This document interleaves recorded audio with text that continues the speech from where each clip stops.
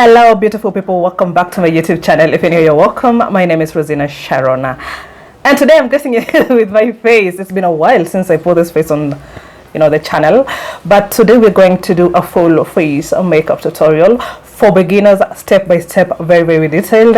And before you do that, kindly subscribe, share your thoughts in the comment section down below. I'll be reading all of them kama kawaida, and if you like the video, give it a big thumbs up. With no further ado, let us go straight into the video.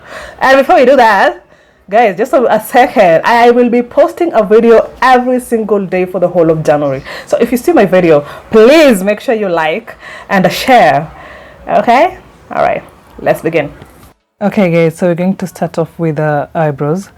To line, we're using the Davis number 3 eye pencil, and for today's tutorial we're going to focus more on the face makeup, highlight and contouring. So when it comes to the eye makeup, I'm just going to explain it as quickly as I can. On the upper side of the brow, we're leaving a bit of space around the inner corner so it appears a bit more natural. And then we're going to brush through the eyebrows using a Becca primer. You can use the soap technique for this as well, and then press it in, allow it to dry out completely fast before you start filling in. And to fill in, we're just going to fill in the areas where we feel like there is a space. I do not want my eyebrows to be too dark, so yeah, that is why I'm being very gentle with it. Around the inner corner, we're going to draw hair-like structures using a darker eye pencil, so at least it mimics the natural eyebrow. After we have filled in, we're going to clean using the Illegal Pro Concealer in the shade Fawn. Again, nowadays I don't start straight from the inner corner, I leave a bit of space around the inner corner, and then I'm going to use the product remaining on the brush to clean around the inner corner, so I avoid having a harsh line around the inner corner of the brow, and use a very angled brush for this. Drag your concealer down as you go so it's easier for you to blend when you're done. And nowadays I don't like cleaning the upper side of the brow because it just makes the brow look a bit too artificial. I don't like that. I want to leave it as natural as possible around the upper side. So next, before we start applying eyeshadow, we're just going to set the eyelid using the very same concealer we use to clean our eyebrows. Start from the lower lid going up so you avoid using too much product around the upper lid, sorry. So for eyeshadow today, we're going to use the Royalty palette by Reina Beauty, starting off with the maroon shade. And for this, we just wanted to go for a bronze look today.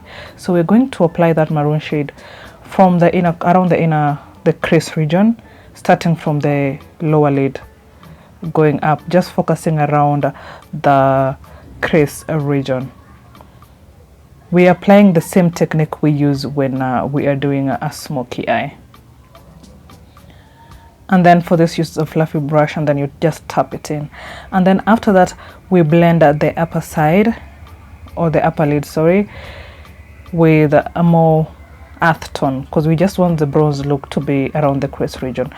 And then after we are done, we are going to apply a bit of glitter, not too much. Start off by using the glitter glue. I'm using the NYX glitter glue. Tap. Don't use too much product. And then when it comes to applying the glitter, use a fluffy brush, a clean fluffy brush that does not have any glue to it, so the product does not just pile up in one place, so it spreads out evenly for the glitter, that is. And then next, we're just going to draw a line as close to a natural lash line as possible. We're not doing a very complicated eye look today. And then after we are done with that is when we're going to apply our falsies. Again, when it comes to applying falsies, leave a bit of space around the inner corner so it does not just look like an umbrella starting from the inner corner going towards the outer corner. So moving on to the face, we're going to start off by using the ordinary hyaluronic acid, and we're just going to massage that onto our skin. I had to change the position because my lights went off, so I had to use natural lighting. I am sorry for this, but anyway, we're just going to apply that. Serum is to be applied on your bare skin, okay? And then after that, now is when we're using moisturizer. For us, we're using the Cerave AM facial moisturizing, and it has a sunscreen in it as well, so yeah, it's good. So one mistake people do is doing a lot of skincare steps before you do foundation. If you apply too much product before foundation, you know every product has its own texture and your skin already has texture. If you apply too much, your foundation is not going to blend in well because it is already, your skin is already texturized, and then the product you're using, again, it's adding more texture to your skin. So please avoid using too much skincare products. So after the moisturizer is when now we are using the primer. We're using the Rimmel Stay Matte primer, mostly focusing around the T-zone area. So when it comes to primers, tap it in until it is absorbed into the skin. So I'm just starting off with the nose. These are the areas where oil is produced the most. Nose going towards the forehead and around your lip area and smile lines. And make sure you prime the corner of your nose. Make sure the product enters in there, and then allow it to set off completely. Allow the primer to dry out completely first before you move on to foundation. For applying foundation, we're just using a damp beauty blender. Make sure you squeeze out the excess water on the beauty blender first before application. For the foundation, we're using the Maybelline Superstay foundation in 356. And then for the technique, avoid placing the product all over your face first before you blend in. Just take your beauty blender, dip onto the product, and then use it to blend. Avoid using fresh product around the under eye and the corners of your nose. So you can start off from the cheek, going down to your neck for one side, then go to the other side, blend it in again, move on to the rest of your face. Avoid just placing product all over your face first before you blend in, because this foundations dry out quick. So if you come to the side where it has dried out, it is going to leave patches. And here I was just trying to explain leave the inner the under eye, and the corners of your nose. Don't apply fresh product there, and little product goes a long way. That one dip is enough for half of your face, literally. So avoid using too much product, especially for foundation. Too much product is not good for you. It will not blend in well, especially because you're going to use other products on top of it. And for foundation, use a foundation that is as close to your skin tone as possible. On the forehead, start blending just above the eyebrow going up, so you avoid using too much product around the hairline. So when it comes to contouring, cream contour, especially for beginners, I would advise you cream contour before you start highlighting using a concealer. And for the cheek contour, do it on the higher points of the cheek, on the upper side. Okay, do not drag the concealer down. And again, I will not advise for you just to place the product there. You see the dot and then blend it in. It is going to be very hard for you to blend in. So what you do, just use your brush, pick just a tiny bit of product, and then blend in on the area you needed to contour.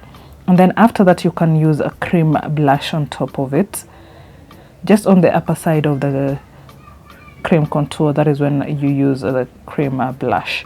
I know it looks crazy now, but believe me, it is going to blend out very, very nicely after. So next is when you're going to highlight using a concealer 2 shades lighter than your skin tone.